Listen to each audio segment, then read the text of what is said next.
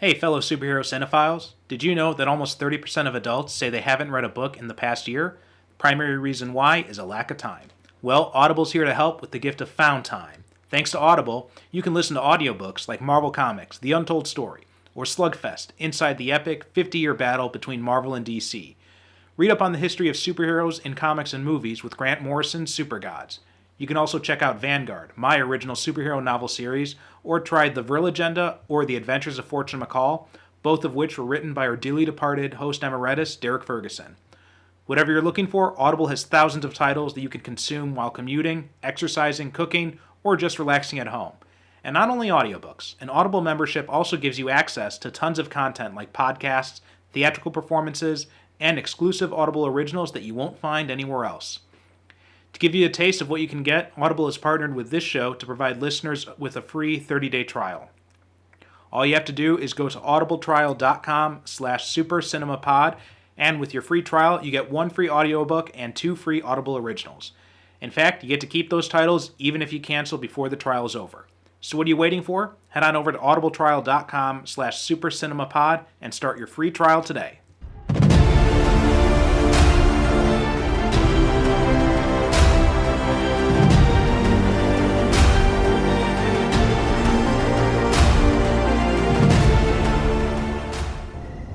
Millions of people dead. Explain that to me, Premier Stalin. Help me to understand why you could do this. I tried to protect you, my son. To keep you untainted by the grim realities of governance. I asked you why. Because as much as it breaks my heart, it is necessary. How could such atrocities be necessary? What you call atrocities, I call terrible necessities. For our vision of a better world to succeed, we must weed out the insurgents, the weak, the ones whose minds have been poisoned against the state. They're human beings. You're like a blind kitten, comrade. So good, so pure. But you just can't see. You must understand. You must believe that everything I've done has been for the ultimate good of the people and the welfare of the Soviet state. The state's welfare, or your welfare? They're one and the same. We need to close the gap between our highest communist ideals and the cruel reality I saw today. Then I urge you to try. But you'll quickly find that the only way to achieve that goal is to follow my example. The unpleasant truth, my son, is that certain people must die in order for the system to work. Wise words.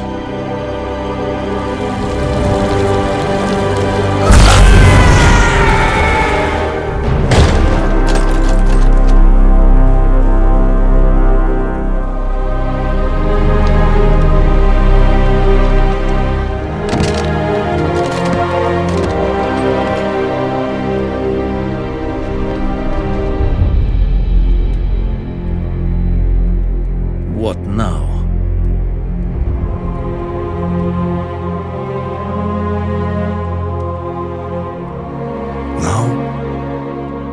Now I save the world. Welcome to the Superhero Cinephiles podcast. I'm your host, Perry Constantine, and I've got a new co-host today, listener of the show, guy I've known for a number of years. Don't even want to think about how many. That's not. But that's Stacy Dooks. Stacy, how you doing today? Hey, I'm doing pretty well and very stoked to talk about the subject of today's show. Yeah, well, before we jump into that, why don't you tell people a little bit about yourself?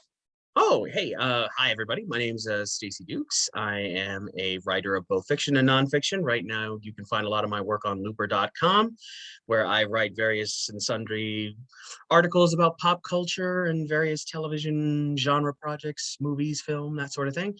I have co-hosted my own podcast, the Fanboy Power Hour, with my brother since about woof, 2011. So that's been a wild ride. Mhm. And yeah, I'm a devout pop culture junkie loudmouth, which made me perfect, someone perfect for Perry to tap to come in and talk about stuff like this. So yeah, I'm very happy to be on the show. I've loved it since, the first episode, and I'm so grateful to be on the show now. Well, glad to have you on. Before we talk about stuff, every now and then we like to talk about a little bit of news. Anything recent, especially because you host a podcast yourself, anything recently that you've noticed in the news? I mean, nothing really news-wise. I mean, with the release of the final trailer for the Eternals, I'm Mhm. very intrigued by that movie. The thing that really the through line that had me and my brother initially a little thrown was like the whole notion of like they're pulling a Highlander where they've moved silently down through the centuries, and you're like, well, if there's a bunch of superpowered beings, it's kind of a greater exploration of when Cap went back in time Mhm. to go see Peggy. You're like, well, shouldn't he have like made a list of things to stop along the way, like Mhm. JFK's assassination, Martin Luther King, dealing with Hydra, nipping that in the bud. So just having this notion of these eternal beings, pun intended, living through history and not doing anything about Mhm. problems, we were like, so they're gonna be assholes, basically. But they've kind of like, I think maybe the director, maybe the marketing team have been like, oh, well, we better add that line about how they were forbidden to interfere unless the Mhm. deviants were involved. So Yeah. we are getting confirmation the deviants are involved. And for God's sake, I mean, I have been banging the drum for more Kirby influenced stuff for ages. So when I got to see a celestial on screen for the first Mhm. time, well, we've had like a brief blink and you miss it. It's on a TV monitor in the background of Guardians of the Galaxy, but an actual gigantic Mhm. celestial. I am so stoked for that. So So, I'm were you a eager. fan of the Eternals comics then? Well, I got the first issue as part of one of those grab bags back in the day. At certain supermarkets and stores, they give you like a little Mylar bag full of different comics. Mhm. My parents would buy them because, they were folks back in the day and they wanted to encourage my brother and I to read. So I actually read the first issue of the Eternals. I think I was like 7 or 8 years old. And I didn't, it's a lot of those like chariots of the gods ideas sail completely over my little youngin' Mhm. head. But those Kirby visuals, they stick with you. Like Mhm. I am a diehard Kirby man to the bone. I cut my teeth on the old Superpowers comic that he did back Mhm. in the day to tie into the action figures. Right. Yeah, I just love his enthusiasm and his ideas. I think one of the greatest metaphors for Kirby's stance on this kind of stuff was Lovecraft believed that these ancient elder beings were horrible and fell, and they would destroy everything. They looked upon us as ants, and we were insignificant in the grander scheme of things. Mhm. Kirby was like, these beings are grand and epic and amazing, and I love them so much. And Mhm. it's just his enthusiasm for that material literally crackles off the page. So Yeah. Yeah. absolutely love it. Mhm. Yeah. Yeah. Eternals is interesting because it's probably Mhm. the only Marvel property that I have like zero familiarity with. Well, The only real exception is like Cersei when she was on the Avengers, and that's like her, and also mhm. Gilgamesh the brief time when he was on the Avengers. That's like the extent of my Eternals knowledge. Basically, yeah. I mean, you have to figure that Eternals and I think Inhumans were Mhm. two of Kirby's like field experiments as he was cobbling together what eventually would become the fourth world. Yeah. Because he's running through various prototype stages. He's like Tony Stark and Iron Man. He's like building different new Mhm. suits and trying to configure this mythology. And then he finally hit that third bowl of porridge with the fourth world. That's his big magnum opus. Mhm. The Eternals are an interesting concept, and like with Kirby, a lot of his concepts are great and have been, I mean, for God's sake, you know, this is no shade, but an entire mega corporation is currently making that a cornerstone of their bread and butter. Right. Two of them, in fact. Yeah, exactly. Yeah, there's a lot of that going around. So yeah, it's one of those like, uh, it's a, it's easy to watch the DNA, the through line, Mhm. the evolutionary cycle as it builds up to eventually what will become, Jack Kirby's fourth world and the new gods, Mhm. which I am still very much looking forward to. So I think Mhm. Ava DuVernay is gonna kick much ass with that. Yeah, that'll be interesting because I'm one of those people that the new gods and the fourth world stuff, it never really interested me that much. Like I mean, Mhm. I like Darkseid and the different times he's popped up, and I liked what was it, Tom King's Mr. Miracle Mhm. series from a few years Mhm, back. mhm. Yeah, But other than that, like, it's just never really. I don't know, the cosmic stuff in general. It's never it's really grabbed me that much. it's difficult because unfortunately, I think that Stan and Jack hit the sweet spot with the Fantastic Four, where they kept Hmm. things just grounded enough, and then they let you into the crazy cosmic shit. And Right. unfortunately, I think Kirby was so enthusiastic about just diving into all the cosmic shit, he didn't realize you needed something to kind of bring it down and ground it. And Hmm. as a result, I think a lot of his ideas they are literally stampeding over one another to get to the reader, and people can get a little lost in that. But if you take I've read a couple of the omnibuses, and it's definitely, it's not what you quite want it to be, but there's enough in there that you see when like Simonson does Orion, Hmm. or there's some amazing stuff like Paul Levitz. I mean, for God's sake, the Great Darkness Saga. Oh my God, that is one of you want to talk about 1986, 87. I'm reading that as a little kid. That revelation came out of nowhere. I think Hmm. the only thing that really bugs me is that modern trade paperbacks give away the game. Like she's literally on the cover. I'm like, Oh, right, you got yeah. to keep that quiet. Like Hmm. it's such a great thing. I mean now Google exists, so cat's out of the bag for so many things, but Right. but back in the day, that revelation when Mon-El recognizes who that person is, Hmm. that first issue, and we don't find out until later. One of the best blowing moments of all time. Hmm. Absolutely. So for my part, like, I didn't really see anything newsworthy that much. But I did watch Shang-Chi, Oh yeah. and I love, as someone who absolutely hated what happened in Iron Man 3, like, I Hmm. thought that was just a brilliant recovery, that what Marvel did. Absolutely. I did respect what they did, and Hmm. I understood why they did it in Iron Man Hmm. 3, because the Mandarin as a character is fraught with peril. Yeah, yeah. And as an Iron Man villain, he just doesn't really.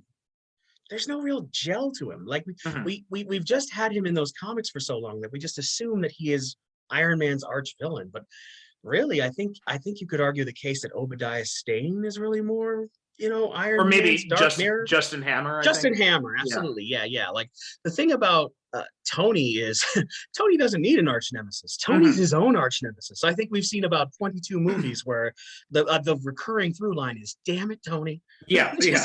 just damn it, man!" Like you just want to take him aside and put your arm around his shoulders, just like, "Look, buddy, come on. You gotta think about therapy. Hmm. Just think about it. That's all I'm asking." Like, ugh. But yeah, yeah, I can understand why they did it with Trevor. Hmm. And yeah, Trevor was amazing. I mean, it's Ben Kingsley, for God's sake. So of course I was gonna love him. And then when they did that DVD extra, I forget Oh, which All one Hail it the is. King, All Hail the King. which is now available standalone on Disney Plus. Sweet. I will Hmm. definitely check that out. I've been meaning to watch Shang-Chi, but a thing has happened. Hmm. So going to the movie theaters these days is kind of like a game of chess. Yeah, yeah, But yeah. but I do feel that, because literally my brother and I, we watched Suicide Squad and we watched Candyman. Hmm. And if we just waited another week, I'm looking at my on demand and they're just on there right now. So I was like, well, if I just wait another week, I'll probably get Shang-Chi on there, and Well, I'm yeah, absolutely going Shang-Chi, to check it out. it's coming out.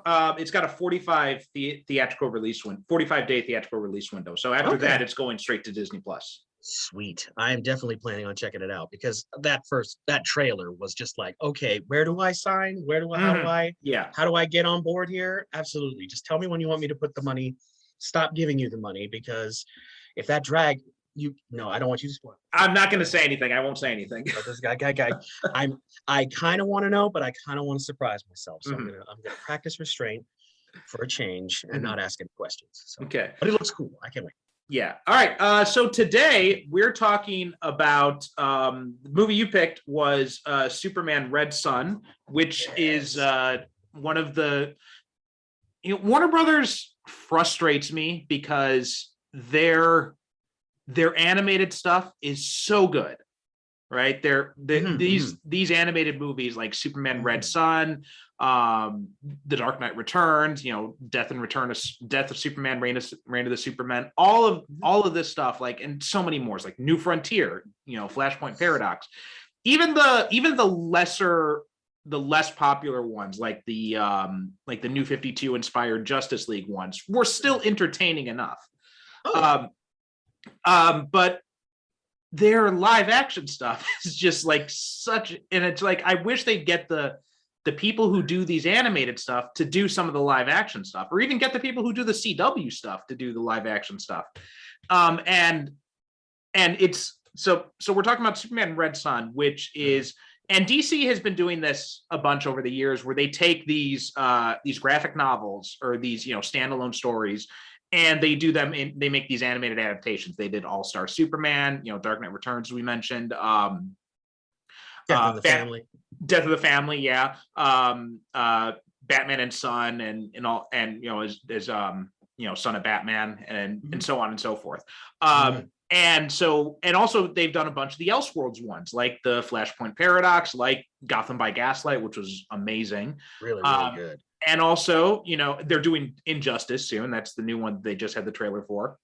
I'm a Smeagol Gollum on that one, because it's just like, I feel like it's just going to be that Twitter thing that I saw a couple weeks ago. It's like, hey, kids are not going to remember back when Superman wasn't a villain. It's just like, hey, look, I get it. But if they're consulting the Tom Taylor comic, in Tom Taylor, I trust. And when I read that comic, like that first issue, I had the grumpy cat face on. But as I read more of it, I was like, oh, I see what he's getting at. That was that comic and Superior Spider-Man. Those are the two books that, after that, I had the very negative fan reaction going into them.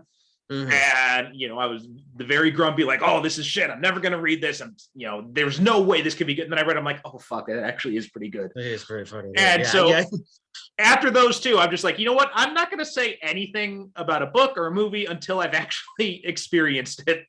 Buy the ticket, take the ride, then you can offer an opinion. You don't want to be like 98% of the internet, where it's just knee-jerk reaction, unfortunately. Exactly. Yeah. For good or ill. Yeah. Yeah. And that was one of them, where it on the surface, and those images that were floating around online, when it first came out, it looked like the worst possible thing you could do to Superman. And then you read it and you're actually like, oh God, this is actually a pretty good story. Yeah. Even the game had its moments, where there's that one moment during the game where Superman is talking to Lex, and it's the President Superman, it's the evil Superman, and they're contemplating the multiverse, and he asks Lex in this like small voice, he's just like, do you think there's a universe out there where Lois is still alive? And you're just like, oh shit. And George Newbern crushed it, especially when the real Superman shows back up, and you're like, oh yeah, that's why he's the flagship character. I know a lot of people have forgotten that, but that whole sequence where he comes back and lays waste to everybody. I mean, look, I've got my quibbles with the Zack Snyder, Joss Whedon Justice League, but when in the original Joss Whedon cut, when Superman shows back up, I was like, yeah, that's why he's here. That's why. Yeah, with all the flaws of Whedon's Justice League, like I cannot bring myself to hate it completely, because bad CGI lip aside, they got Superman right that time. They did get Superman right that time. Yes, absolutely. That is the one where I'm like, if I was a teacher grading papers, I'd be like, yes, shows improvement. Please, please go along with this. You'll get that great job sticker soon. Yeah. And that's why I couldn't, even though technically it's a better film and, it's more consistent all the way through, that one reason is why I could not, put Snyder's Justice League above. I mean, it's just that. It has its things. Like, I'm not trying to be one of those guys who's trying to yuck anybody's yum. My brother quite likes the Zack Snyder Justice League, and to be fair, I quite liked it too.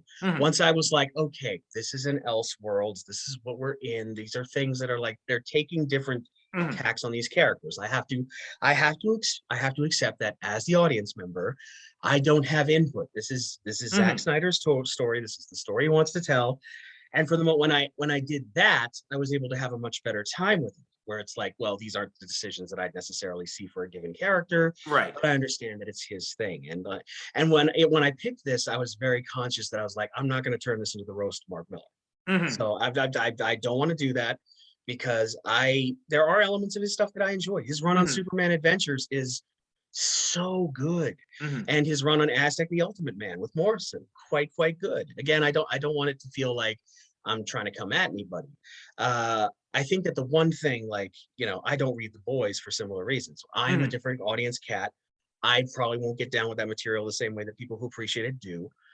But I do think that if Ennis, Miller, and I agree on anything, it's a love of Superman. Mhm. And the love of Superman is very much in Red Sun. It could have been another deconstructionist take, and it does have some through lines of that. But I Right. think that at the same time, it is still a very loving kind of what if Mhm. Elseworld for Superman. And I think it's a wonderful piece of fiction for that. Mhm. Just a brief aside on The Boys. One of the things Mhm. that really surprised me about that because I started reading it when the Amazon show came out, and it's far more complex and Mm. than I actually expected it to be. It's because it on the surface it looks like it's just, and Ennis is a far more complex writer than I think a lot of people give him credit Yes, for. yes.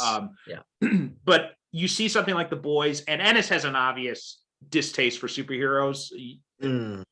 You definitely saw that in like his right before he did Punisher Max, whenever he had like Marvel Heroes guest star in his Punisher run, there was a obvious disdain for those Oh characters. yeah. Yep. But with the exception of Daredevil, I think you seem to Yeah, I have a think little bit yeah. more appreciation of Daredevil.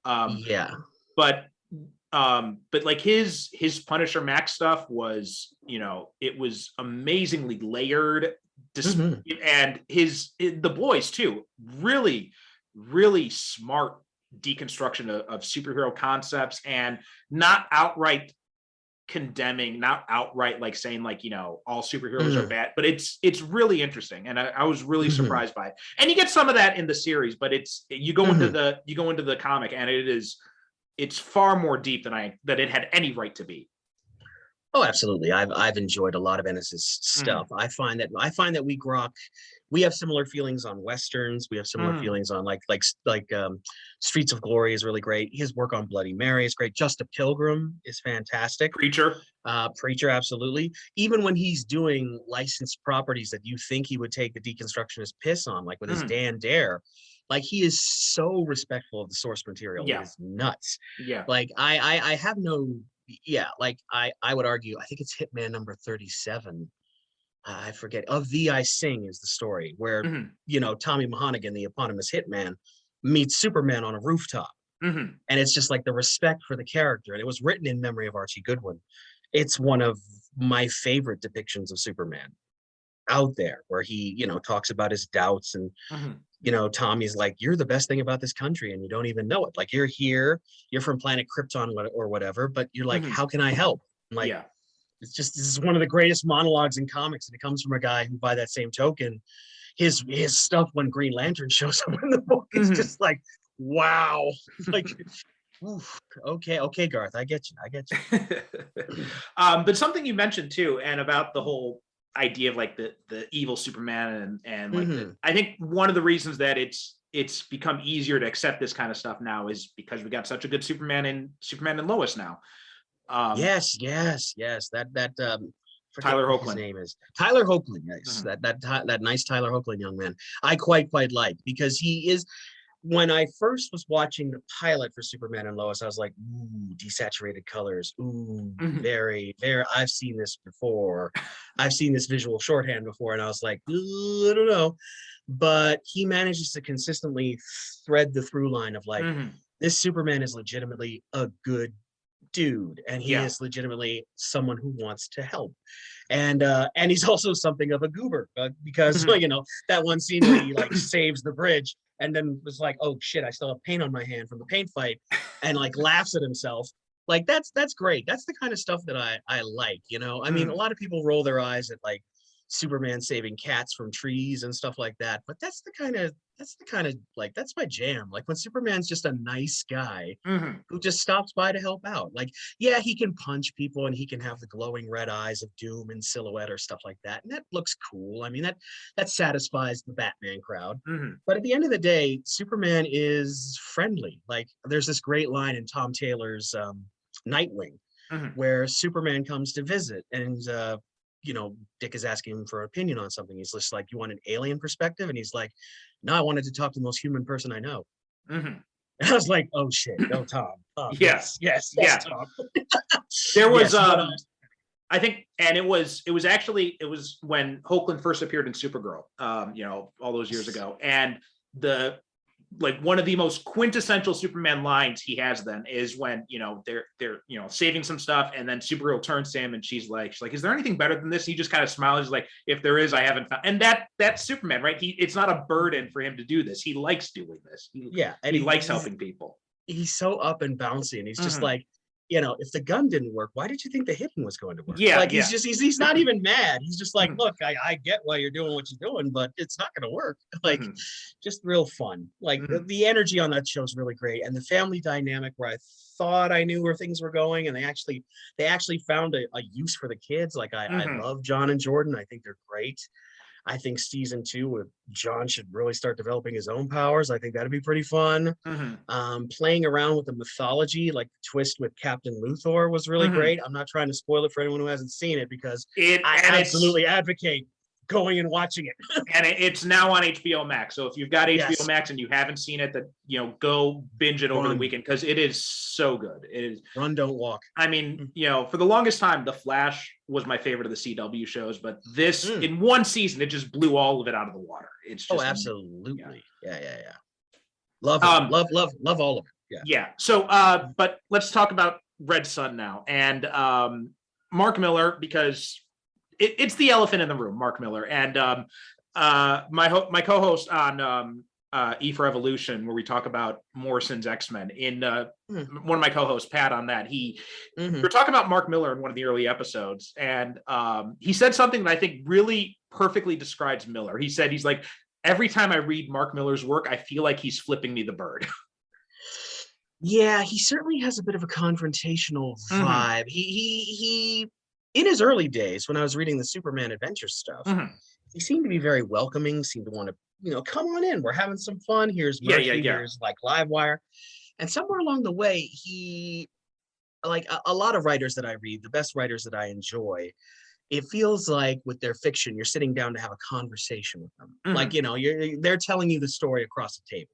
Like, it's never more vivid than when I'm rereading like my Robert E. Howard Conan stories, or like vintage Stephen King. Like, they're grabbing you like by the lapels and like, look, man, you got to listen, because here's this story that's really, really awesome. Right. With Miller, it feels like he's kind of turned into Gallagher.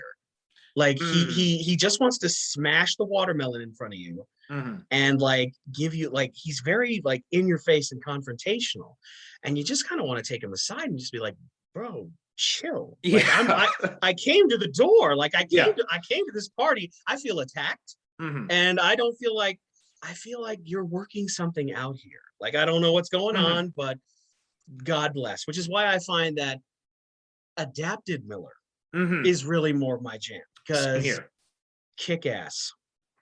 That's all you got to say. Or wanted too. Like exactly. I remember a lot of people said like they hated them. I love that movie, and then I read the book afterwards. I'm like, ooh, I'm gonna stick with the movie. Yeah. Like the whole thing with like Hit Girl and her dad, Big Daddy. Like, you watch the Nicolas Cage performance, and you're like, this is amazing. This is precisely the level that I want. You read the comic, and you're like, oh boy, I can see why Mr. Vaughn decided to not go with that ending, because that would have been real dark. And we're trying to have an action comedy here. We can't. So I haven't read the Kick-Ass comic, and I'm guessing now I probably shouldn't. I mean, yeah, you probably shouldn't. Like, I can't even lie to you. It is a tough sit.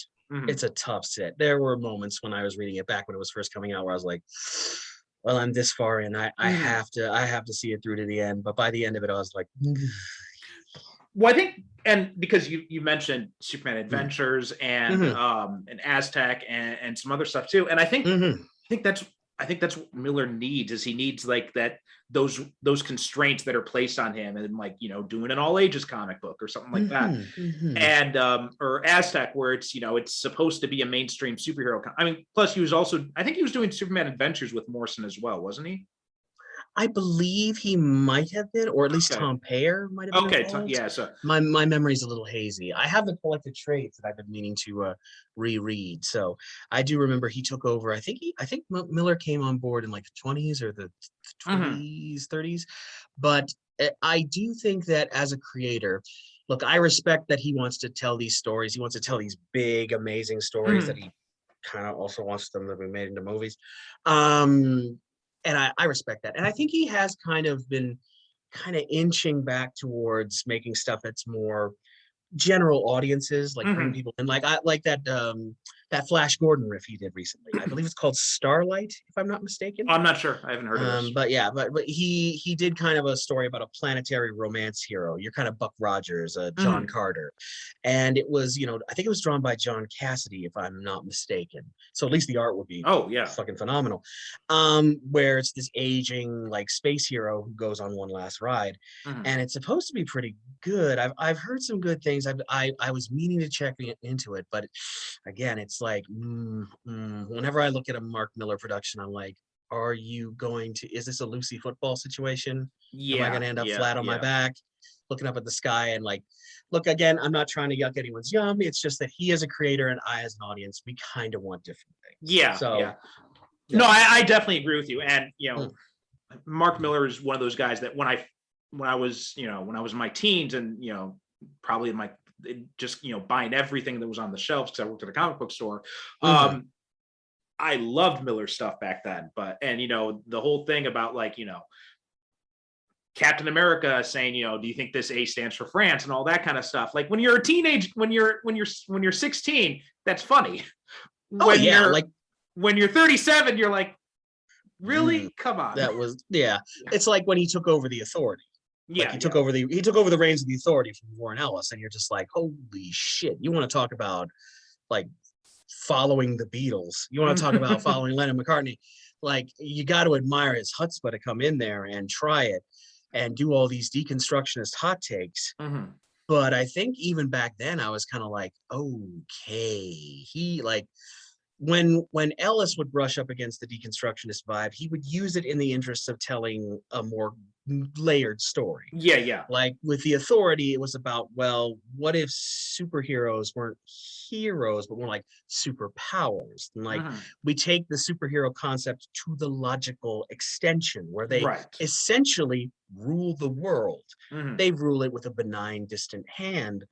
But let's be brutally honest, they took over the world. Like when they attacked Gamora, that's their opening statement of like, we're the Authority, behave, or we're going to kick your heads in. Exactly. And it's like when you're young, you're like, fuck yeah, metal. But when you grow older, you're like, oh shit, yeah, that's a slippery slope. It's actually not so. That's not so good, actually. That incline is pretty sharp, and you're like, well, Jenny Sparks is badass when you're younger. When you're older, you're like, are you good?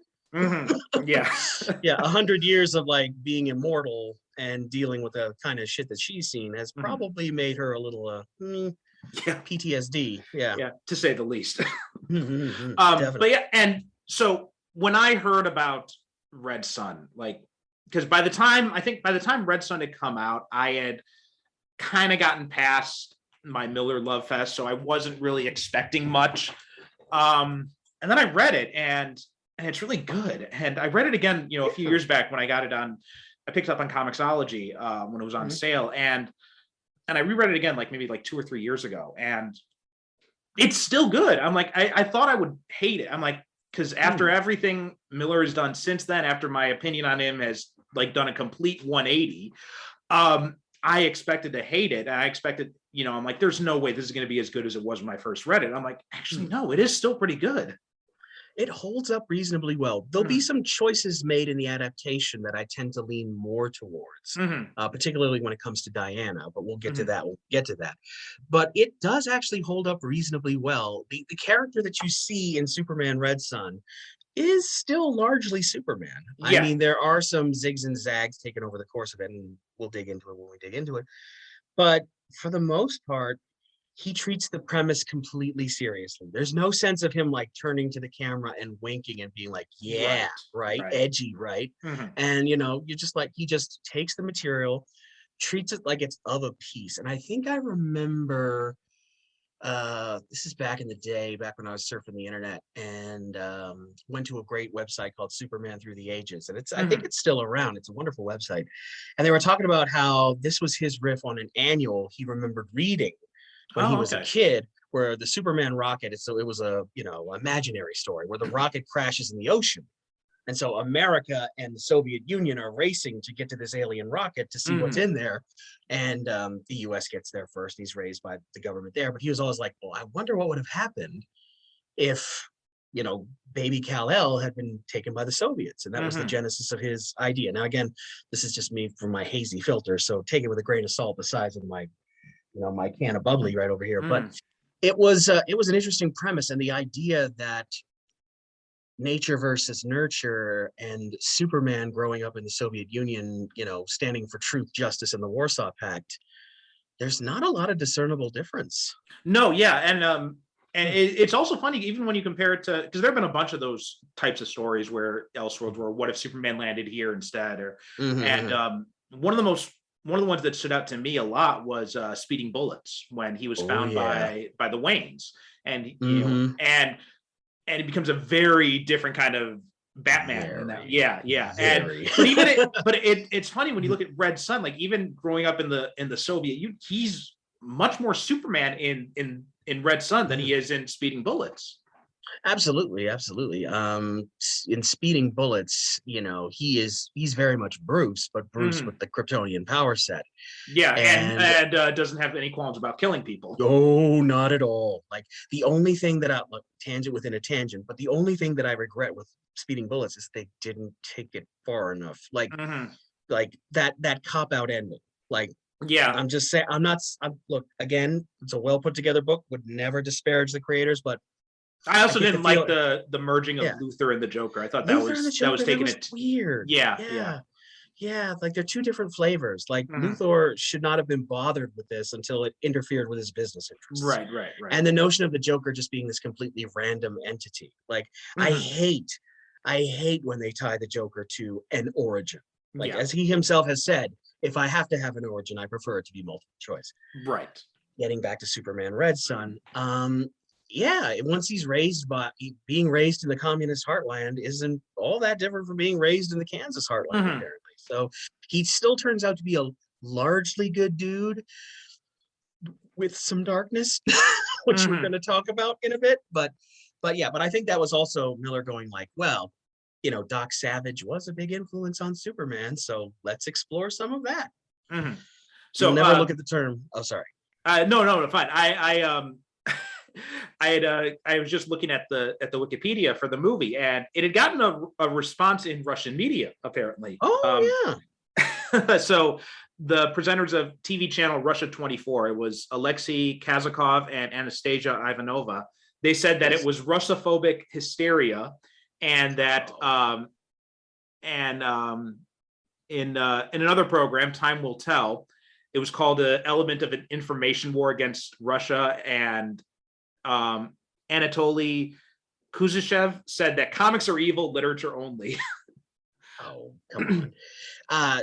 Well, I can't help but wonder if perhaps that's people above them, like might be leaning on them a little bit, because to my way of thinking, the movie is fairly respectful of the Soviet Union. I was very surprised at how respectful it is of the Soviet Union, and that, because that's one of the interesting things about it, because and it's so hard to do. It's amazing that even DC allowed that to go through. I mean, hey, because back in the day, they were very, very much like, this is our side of the Cold War. And you might get the occasional guest appearance from Red Star and Teen Titans, but don't get it twisted. Like, we're all Right. about the US of A around here. Yeah, So, So, But- and even like in, more modern types of tellings, it's still, the Soviet Union is still portrayed as the evil empire, right? There's not a lot of sympathetic portrayals of it, and with a lot of justifiable reasons for that, but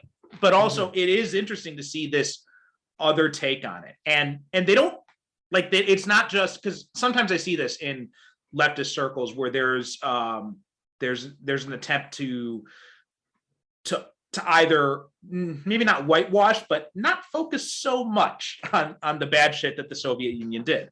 Sand off the rough edges. Exactly. Yeah. But this one, it talked like right in the beginning, it talks about the gulags. It has Superman going in there and liberating the gulags and confronting Stalin about it. And he confronts him. All right. Yeah. Yeah. They have a brief, friendly chat, and it's very brief. I'm totally picking up what you're putting down. The thing about it is that they acknowledge that it's the system that's broken. Like, communism itself isn't the evil enemy. It's the fact that Stalin at the top of the pecking order and his regime are the ones that are causing the problem. And they have very like Lana is very sympathetic. Like, she grew up in the same farming community. Like, she's very much kind of like his moral chain. And when she dies, he realizes, oh shit, I can't just be their strong man. I literally have to take the wheel because this system is broken to shit. Yeah. And of course, when he has his encounter with another character in that gulag who's going to feature real heavy in the second act, you're like, okay, yeah. So you see the conversation that he has with Lois on the rooftop, where each of them are arguing their respective points. And I'm just sitting there eating my popcorn like, look, neither of you are exactly wrong. Neither of you, like each of you are bringing thunder. And I think that's what's amazing is just like how layered it is and how complex a portrayal it is. And just like, and it's just like the whole thing is like what, like less than an hour and a half or so, or kudos to JD DeMatteis for writing the script. Like, he wrote the script for this movie, and he absolutely, JM DeMatteis knocked it out of the park. He managed to find a way to not only honor the material that he had to adapt, but take it in interesting new directions where you're like, okay, all right, show me more of this. Yeah. And just like because this is Derek and I talked about this when we talked about a Watchmen, and how one of the great things about the original comic book is just how much the world changed with the introduction of just one superhero. And I think a lot of comic book stories, and for good reason, right? It has to stay true to has to look mostly like our world. So you can't have superheroes changing the world as much as they really would in reality, which is probably the most fantastical aspect of a lot of these stories. Yeah, Reed Richards is useless. You would think that in the Marvel universe with Tony Stark, Reed Richards, and like Hank Pym running around, hunger's gone, energy concerns are gone, like world safety is assured, right? Our skin is clean, our crops are watered. Why? But everything has to be the world outside your window. You can't advance things forward because then it's not realistic.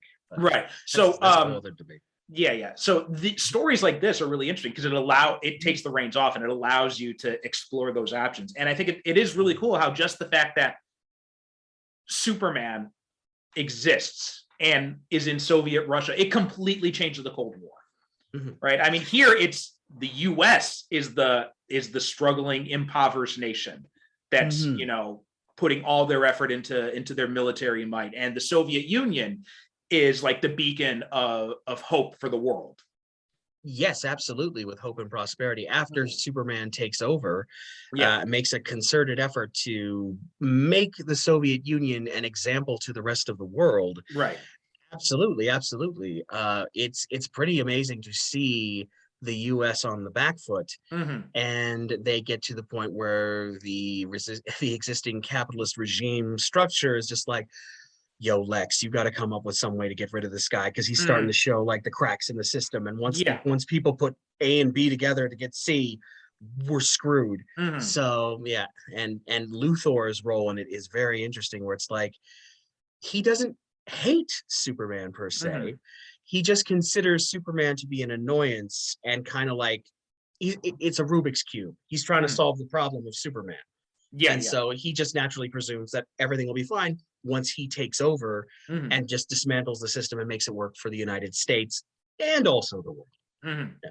Mhm. Yeah. Yeah, that the take on Luthor is really interesting because, like you said, he's not so much anti-Superman. It's just like it you kind of get the sense that he wants to beat Superman just to see if he can. Yeah, this is a world where basically the age of the superhumans doesn't start until Superman shows up, Mhm. and it's largely jump started by the actions of Luthor. Luthor Yeah. trying to solve the problem because he's the one who gives the Green Lantern Corps their rings. Mhm. He's the one who comes up with the idea of Superior Man. He's playing this game of three-dimensional chess with Kal-El, and it's just a thing where it's like it's nothing personal. Like Mhm. he doesn't hate Superman. Right. He's almost a worthwhile human being. He just has that thread of he has a through line of like, we know you're Lex Luthor, we know you're greasy, and you're kind of an asshole. Mhm. But there's still that thread of humanity. So much so that Lois gets with him and Mhm. still can see the good in him, despite the through line of him being kind of a megalomaniacal dick. So yeah. Yeah. Mhm. Okay. What are some of the things that really stood out to you about this adaptation? the the animation is quite nice. Mhm.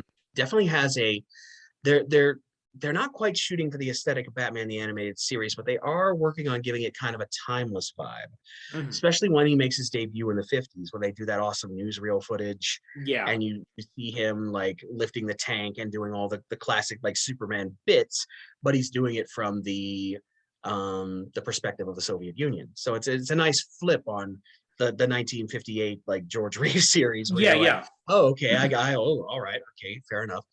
Um, the portrayal of Kal-El, played by Jason Isaacs, who Mhm. does a wonderful job with the role. His Russian accent is really fun, and it's kind of nice to see him do a hero turn for a change. Usually, he Mhm. plays all the sneering villains. If you need a sneering British villain, call Jason Isaacs. He's your Yeah. go-to guy. So, seeing him play Superman was quite enjoyable, and his relationship with Diana when she enters the picture. And yeah, absolutely. I'm blanking on her name, but I think it is Vanessa Marshall who plays Diana in this. Yes, Absolutely, you're right. Yeah. absolutely breathtaking and amazing. She when she reaches her moment where she's like, fuck this. Mhm. You're all going to die. I don't care anymore. I have reached tilt. Yeah. And you understand why she's done it. And she just turns her back on the world of men. And you're like, oh, Cal, yeah, you hecked it. You biffed it, boy. You fucked it up. Yeah. Yeah. And yeah, the treatment of her in this movie is much better than the comic, where in the comic she kind of follows Superman around like a doe-eyed, she's very much like she's got a huge crush on him, Mhm. like huge crush. And in this they kind of flirt a little with a possibility of a romance, but they're really more like they're friends who have this thing in common. And I think that Cal is more interested in the fact that holy shit, there's somebody who can do the same things that I can do. Right. The Yeah. first time in my life I have a peer. And so, but there's things that she has that he doesn't. Like when she Mhm. asks him his real name and he's just like Superman. Yeah. Like Yeah. he doesn't know about his heritage. And I get the sensation that like they hint at his name when he's talking with Lana as a little kid, Mhm. but they just completely blanked his identity once the Soviet government got a hold of him. You're Superman, and that's all you're ever going to be to us. Right. You're just this propaganda tool. And so their relationship's really great. And of course, Russian Batman. Mhm. Russian Batman is friggin' great. I mean, it doesn't make a lick of sense. Like, it is leaning. It is. I do get the feeling that it is Miller leaning a little heavily on the whole like what if thing, the whole Mhm. Elseworlds thing, pretty hard that this Yeah, series yeah, of yeah. events happens in the way it does.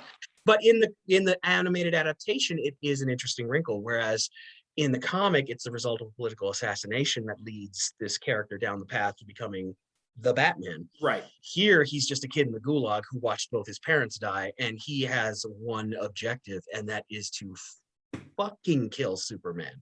Which I think Because is, yeah, and I think there are some mhm, good, I think that and also mhm, the change they made with Wonder Woman. I think those are good changes they made for the movie because in the comic book, you know, there is that thing where Superman just views her as an ally, but she's in love with him in the comic book, right? Oh yes, and in this one, you know, she rebuffs him right from the start to let him know, like, hey, look, I come from an island of women. Do the math. Yeah. And I love that. Figure that out. Yeah. Figure that out. Yeah. And the whole bit with like their relationship as peers and also as leaders. Like he's the leader of the Soviet Union. She is the ambassador from her mother to man's world. They have this kind of almost Olympian, like, pun intended, connection where they are, you know, outsiders, but also trying to look out for humanity, which I thought was pretty cool.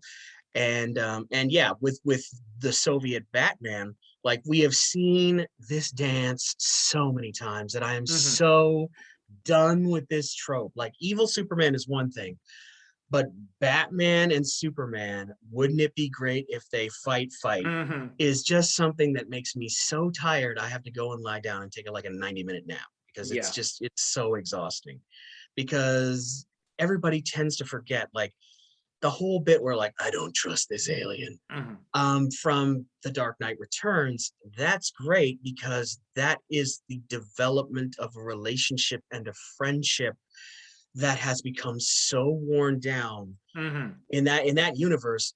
The Dark Knight Returns Batman loved Superman. He loved Clark. Clark was his brother, but Clark kept being a government stooge in that universe to the point where Bruce had to be like, look, if I don't take steps, like he's just going to bulldoze over us all in the name of people who are higher up the rank than he is. He's putting his faith in people who don't deserve it. And like, yes, the Dark Knight Returns Batman, fashy. I'm not even going to dismiss the fact that he is super fashy, but you can understand why after years of like working with Commissioner Gordon, trying to work with the system as much as possible. He's reached 60. He's watched Gotham City and by extension the world turn into a shithouse. And he's just like, that is a Batman who is having his taxi driver moment. He has reached the limit and he's decided, okay, fine. I mean, I think we could probably do like a 10-part series of all the mistakes people make reading Dark Knight Returns. Reading Dark Knight Returns, sadly, it's just it's not great. But you're right, and that's the whole Superman versus Batman thing, and it is frustrating because so many people think of them as polar opposites, and you know they think of them as, because they look at that last issue of Dark Knight Returns, they think, oh, Batman and Superman hate each other. They don't. I mean, they don't agree on a lot of stuff, but they don't hate each other. I mean, I thought, and there have been some really good modern comics that have really captured that dynamic really well. I thought Jeff Loeb's, you know, Superman Batman did a really good job with this. Tom King's issue when he had Superman and Batman after Bruce and Selina got engaged, and Bruce and Selina and Clark and Lois go on this double date. I mean, that was like one of the best depictions of their relationship. Oh yeah, because you've got, you know, Bruce talking to Selina about Clark, and then Clark talking to Lois about Bruce, and just like the way they talk about each other, and you know, you can see that they don't quite. It's obvious they don't understand each other, but they still respect and like each other, and I think that's really like how and it is so frustrating when they just go the easy route of they hate each other, let's have them punch each other now. Yeah, let's have each other, like they're brothers. They don't understand everything about them, but when push comes to shove, they will work to protect each other. You know, I was reading one book called The Batman Files, otherwise a very well written book, but they're like the writers talking about how Bruce has all these contingencies against Superman. It's like, without a doubt, but I can't help but think that it all comes back to that issue of Superman, where in the Byrne Ordway run, he gives Batman the kryptonite and says, look, there may come a day where I go nuts or I get mind controlled or something happens, and I want to know that the means to stop me is in the hands of the person I trust the most. Right. Like that is the foundation of their relationship, and that respect has built between them over the years. They might argue, they might come at points from different angles. Batman will always argue the more pragmatic course. But at the end of the day, I think Mark Waid put it best when he has Superman go to Clark, or Superman go to Bruce in Kingdom Come, and go, at the end of the day, Batman is somebody who doesn't want to see other people die. Yeah. Like, yeah, even his enemies. Like, Mhm. if it was that easy, like the Joker would be gone a long time ago. Yeah. Mhm. And the Batman here, I agree with you. I also really like the fact that this Batman is much more it's no connection to Luthor, really, right? No. Yeah. And he's in that one, he's very much just like in the comic, he's very much just a tool. Mhm. Right?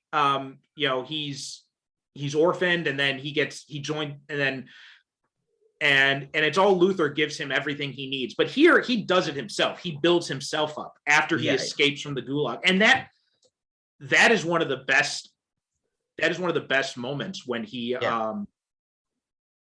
wait, is that he was the little kid who goes and he's staring death at Superman. Like, you couldn't have gotten here sooner. Like, you couldn't have figured this out earlier, that your boy Stalin might have been, doing things, and just like that, like he's just glaring, and as he does it, the bats come down, which was a great visual, like that moment. If I was the director of animation, I would have given everybody a high five, because that was pretty great. So yeah, I really like that this Batman is much more, he does it all himself. He builds himself up, and it's because I think in the comic it becomes too much where it's Batman becomes a symbol of capitalism in a way, and which is, I understand what they're going for, because Bruce Wayne is a rich guy and all that kind of, but it works better this, because I think Batman is more than that. Batman appears when the system is broken. That's what spurs him on, and you can't have him be, and it can't have the same type of Batman that you would have in an American context. So you have it here as a different and a very Soviet context, and it works so well, and it speaks to what that character is supposed to represent. Absolutely, it could have been a horrible joke. I like, look, here's Batman in a funny hat, and to be fair, the hat fucking rules. But I do like that. Yeah, no billionaire fortune, nothing. Like, he literally builds himself from the ground up. But the interesting wrinkle is that in this universe, this Batman is hyper fixated. He just wants to tear down the system. Like, he has no Alfred, he has no Leslie Tompkins, nobody to kind of talk him off the ledge, which is why there's that awesome sequence where he's like, yeah, you got 10 minutes to evacuate the museum before I blow it up. And then it explodes, and he's like, oh, did I say 10 minutes? I meant 1. And you're just like, oh, Jesus. Yeah, it's like, okay, you have gone off the rails, my friend. So, but he is that Batman. Like, he plans meticulously. He sets up the red solar mirrors. And when Superman comes in and is like, I am going to kick the ever-loving stuffing out of you, he's got that little smug smile on his face, like, I know something you don't know. And yeah, things take a turn after that. It's really quite well done, the way they have this little, so many people playing chess in this movie. And this is a great bit of business between Batman and Superman. Like, that's how the fight would probably reasonably go. Batman would make all the plans in the world, but all it takes is one of those variables not meeting, and then Clark's the threat again. So, So what did you think of the whole, because they changed what happens to Stalin in this, right? Yes. In the comic book, there's this whole character that's completely eliminated, right? Piotr, who's Stalin's illegitimate son, and there's this kind of like sibling rivalry aspect that plays out throughout the comic, and that's completely gone. That character doesn't exist here. And in the comic book, Stalin is killed by cyanide, and then Superman is offered the position of command of the Communist Party. And then after he meets Lana again, that changes his mind. Here, it's completely different, right? Here, he confronts Stalin because he's found out about the gulags. And that's what I love about this version, is that when Lois tells him about the gulags, he's like, that's not possible. And she's like, well, why don't you check for yourself? And he does, right? He's not just going to blindly, because I think people make that mistake sometimes when they're adapting Superman, is they think, oh, well, he just blindly follows the government. Well, no, I mean, he's he's gone against the government when he's had to, because the whole people get so wrapped up in the truth, justice, and American way part of it that they don't realize that Superman has gone rogue from the government plenty of times, and he won't just be a puppet.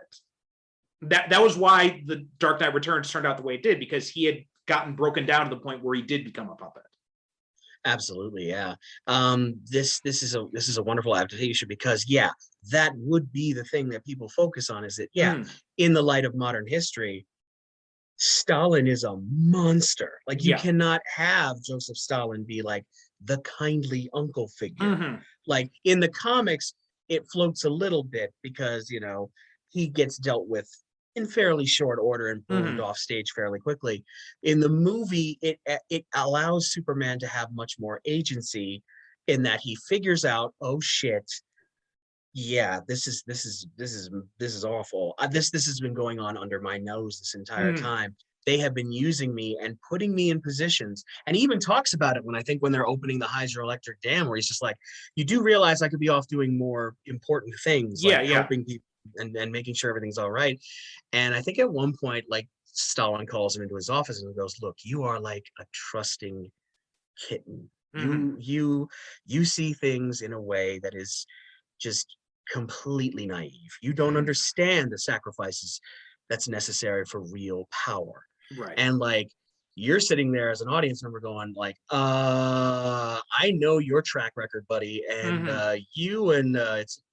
it's you and old Hitler for just sheer god awfulness. Yeah. So I think it's a good move to have Superman have that confrontation, but rather than the expected, this is the part where I drag you off to jail.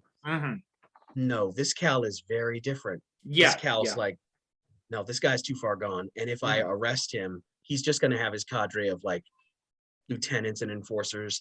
They'll free him somehow. It'll be a whole thing. Yeah.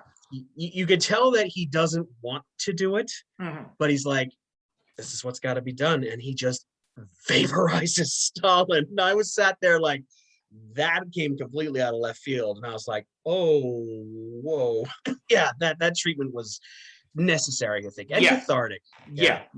And it is kind of surprising that, you know, Warner Brothers decided to go with that change instead of just going with the, you know, like you said, just shuffling them off screen in a very convenient fashion.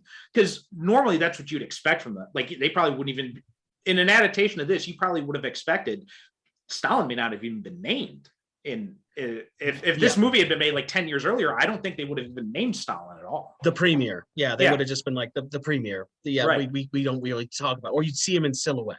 Right, like the old DC comics with the president. You'd see him in silhouette. Yeah. They broom him off camera. Don't worry about it. Yeah. But yeah, they deal with it pretty definitively, and they show that Superman takes control, and when all Stalin's flunkies burst in the room and realize, oh shit, their loyalties change right quick, and that's when Superman starts his own experiment in communism. Well, something else I really liked about this is that Superman does kind of go down.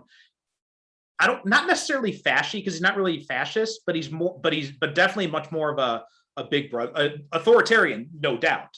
But it's like this benign authoritarianism in some ways, and it's interesting how they kind of like skirt that line a lot. They give you just enough that where you're like, okay, yeah. I think DeMatteis realized that the misstep, one of the missteps in the Miller book, and I'm not trying to make this the roast of Mark Millar, was the bit of like, why don't you just put the whole world in a bottle, Superman? Yeah. And I get the intent behind that, but it's a little too on the nose.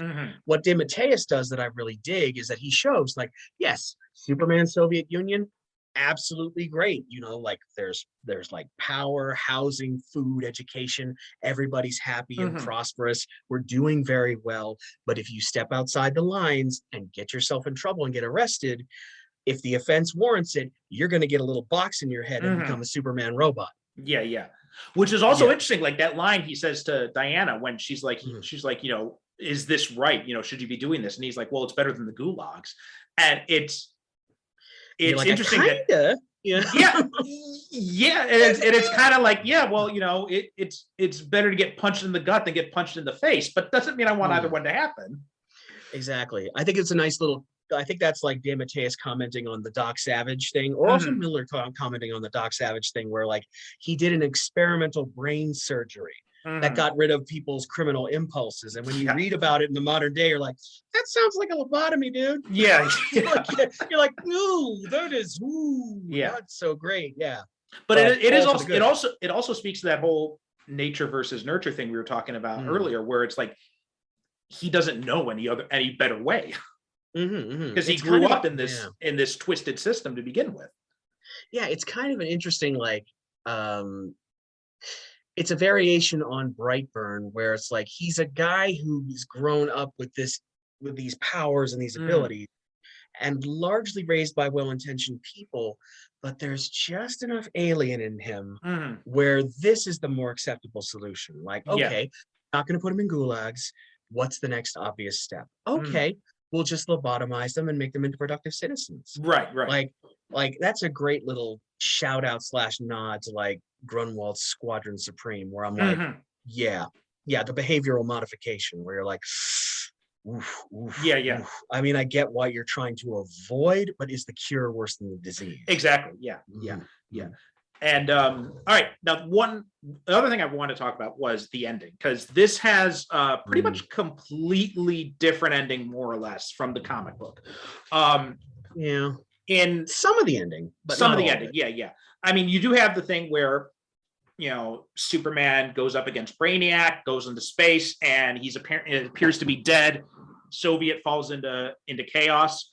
But Luthor takes control of the U.S. and it turns into a much more benevolent world government, which is kind of hinted at in Luthor's resignation speech. Yes, the resignation speech, which I felt was, I mean, you were talking about how you were surprised that, you know, Warner Brothers let them get away with so much. I can't help but feel that this speech was the reason why, where it's like, but don't you worry, everybody. American imperialism and exceptionism is going to take the wheel again, and everything's going to be absolutely hunky-dory. A global United States. And I was like, yeah, that sounds about right. Sitting in the background with my sign that says Ghost. Communist Superman go. But I dig the ending, and the final action sequence with Brainiac is really good because it's something you've always wanted to see. Superman and Luthor teaming up against Brainiac, where you're like, yes, let's go. You've got the power suit. He's got his powers. We're fighting Brainiac in the Skull Ship. This is the superpowers playset I always wanted. And like, you get that ending, and it's really great. And you think you're gonna get, okay, this is just gonna be the creamy nougat underneath, which we're gonna get the comic book ending. But we don't quite get it. Yeah, I was surprised. Not a lot. We get that. It just goes right to credits. Like, wait a minute.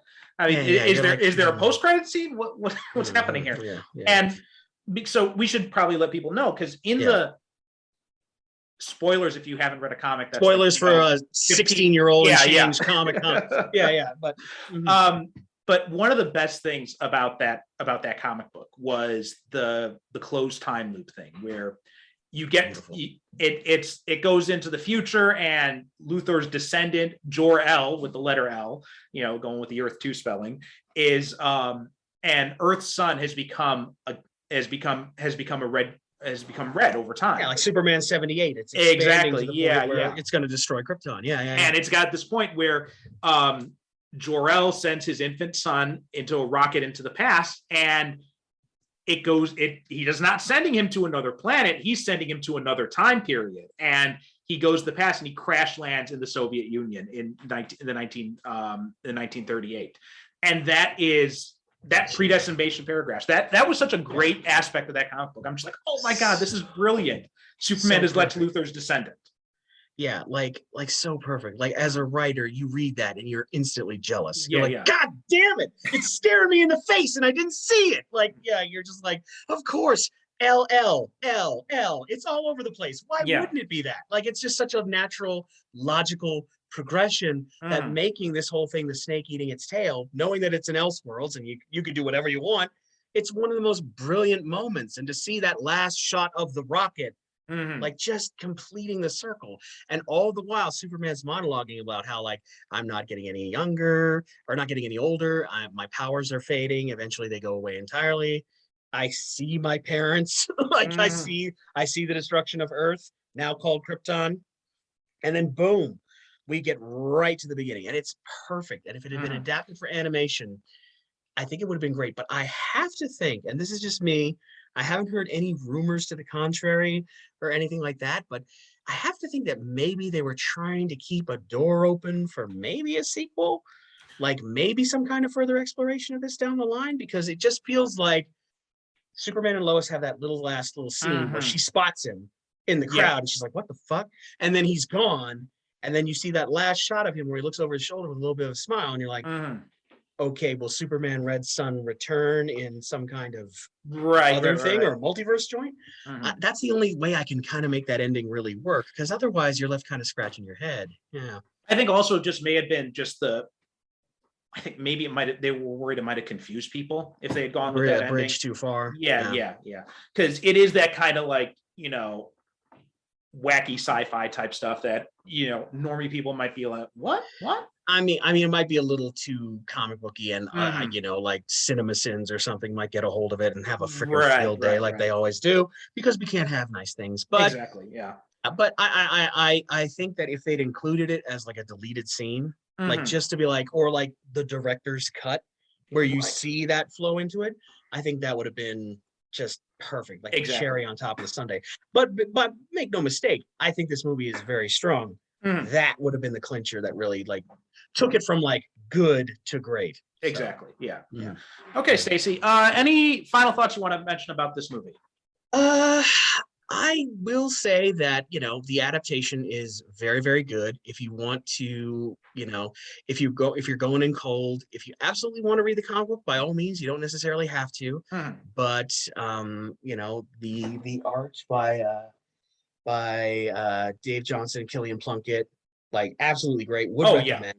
Like, there's a reason that in the credits, like a lot of the imagery comes directly from the comics, like the he's watching you and him standing on top of his symbol, and the music is great. Like, holy shit! Like the opening theme and the closing theme of this just are really, really good. Like the opening threads the needle of being like, kind of melancholy, kind of like, what are we getting ourselves into here with this? Right. But the ending is just like, fuck yeah, Superman, smash the shit out of capitalism. I am here for this. Like that last theme is like, it's a get pumped anthem. Like read yourself some Capital, and with listening to that, you're like, let's do this. But yeah, at the end of the day, it is an entertaining, like hour and a half. Like if you want to have a good time, just a fun like Superman story that's a little different from maybe what you're used to, I would absolutely recommend this movie. It's a fun little bit. It's a fun companion piece. It would be interesting to do a double bill if you have some friends over, watch some Dark Knight Returns, watch some Superman Red Sun. You get two great Batman Superman fights. What's not to like? So. Yeah. I want to echo a lot of that. I mean, it's on HBO Max too. So if you got HBO Max, just it's on there. I think pretty much all the animated stuff, with the exception of like, what was the one we were talking about? Son of the Dragon, the new Batman one. Son of the Dragon. Oh, so good. That's not on there yet, unfortunately. And I'm annoyed by that because I really want to see that. It's quite good. Yeah, and so it's on HBO Max. Definitely take the time to watch it. And yeah, the comic is good too. Even if you're, like us, and you've got issues with Miller, this is definitely one of those books that, and I was telling you this when we were communicating before we got on the show, like this is one of those books that every once in a while I'll read a book by Miller that makes me wish I was standing right next to him so I could just smack him upside the head and be like, why can't you write like that all the time? I mean, look, the man's made his decision, and look, I guess controversy creates cash, maybe. So it's definitely working for him. Yeah, it's working for him. Like, look, I'm like, that's his brand. That's what he wants to do. God bless. But you see stuff like this, and you're just like, oh, what could have been if we were one timeline over, one universe over, where the Superman Adventures Miller had kind of become part of the brain trust of like the DCEU. Oh God, that like what we could have got. Yeah. Like, and again, like, I'm not trying to yuck anybody's yum, but if you want to read the comic, absolutely. enjoy it. It's wonderful. Mhm. You can find it on its own. I don't think it's been folded into any of the greater Elseworlds collections, I don't believe but so. I just recommend those in general because But they're it's a just it's a fun long one-off long stories. book, isn't it? It's like what? It's like Like three separate books. Yeah, it's about 150 pages. oh, okay. I thought it About was. Oh yeah, 150 odd 100, pages. 160 pages. For Yeah, some reason, I thought it was longer. it's a 3-issue limited series, and But if a you buy the lot trade happens. A paperback- lot happens in it. Yeah, That's and why.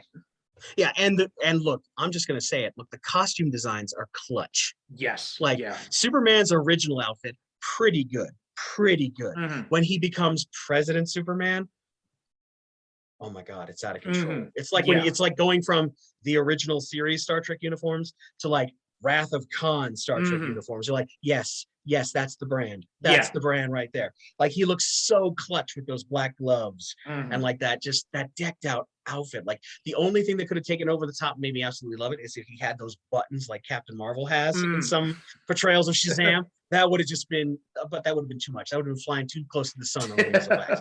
But amazing designs. The Green Lantern Corps, which we didn't really talk about, Mhm. their designs are really cool. Like that is a really interesting take on Green Lantern, and particularly in the animated adaptation, which works in like some Roswell Mhm. 1947 conspiracy theory type stuff, which I thought was interesting. And And the yeah, Batman design, like we mentioned already, that oh, the Batman design is just so good. It's so stupid at the same time. You think Mhm. it will not work. It has to thread that needle perfectly because one wrong move and it's just going to be a joke. As Yeah. it is, you do have that initial chuckle when you see it, but then the actual Batman underneath reminds you, no, actually, I'm somebody to be taken Yeah. extremely seriously. Yeah. Yeah. Yeah. Mhm. It's Yeah. great. And yeah, would recommend all over the comic Mhm. and the movie. You will have a wonderful time. Okay. All right, Stacy. Tell people where they can find you. You can find me mostly online. I hang out at my Twitter feed all the time. If you want to stop by, I am at Stacy HD. You can get my stream of consciousness, reactions to most pop culture and anything that kind of tickles my fancy. There, I also post links to my articles over at looper.com if you want to swing by over there. Absolutely feel free. Feed the algorithm, please. That definitely helps me out. If you would like to check out the Fanboy Power Hour podcast, you can do so. We are available wherever you can find your podcast app of choice. We are on TFPH, Thomas Frank Peter Harry.libsyn.com. That's the main site. So if you want to listen to some stuff, sample, try on, absolutely. It's mostly just what we've done here. It's just a rambling conversation between myself and my brother where we talk about whatever catches our fancy in the world of pop culture. So by all means, come on by. Okay, great. Well, Stacy, thanks so much for coming on the show. This was a lot of fun. We got to have you come back again some point. Oh, I in the would love future.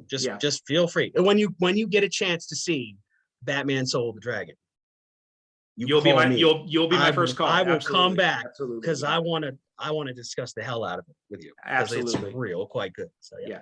Okay. So that does it for us. You can find us at superherocine.com, Super Cinema Pod on Twitter and Instagram. And we got the Facebook group, Superhero Cinephiles. Just search and it'll pop right up. If you want to get in touch with me, if you're interested in being on the show, you can send me an email, superherocinephiles at gmail.com. Or there's a contact form on the website in case I've gotten that email address wrong. It's happened before. So just go to the website, do a contact form through there, and leave us a review on Apple Podcasts or anywhere you get your podcasts. Thanks for listening, and we'll talk to you next time. You have been listening to the Superhero Cinephiles podcast. Follow us on Twitter and Instagram at Super Cinema Pod. Join our Facebook group by searching for Superhero Cinephiles, where you can interact with us and other superhero fans. If you'd like to support the show, you can become a regular supporter at Patreon or make a one-time donation through PayPal, both of which can be found at our website, superherocinephiles.com. If you buy or rent any movies through the Amazon links at our site, it helps support the show. Please be sure to rate and review us on Apple Podcasts or wherever you get your podcasts.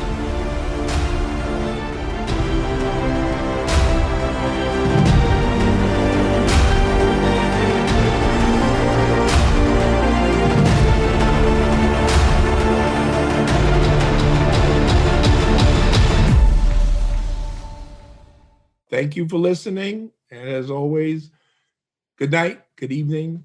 God bless.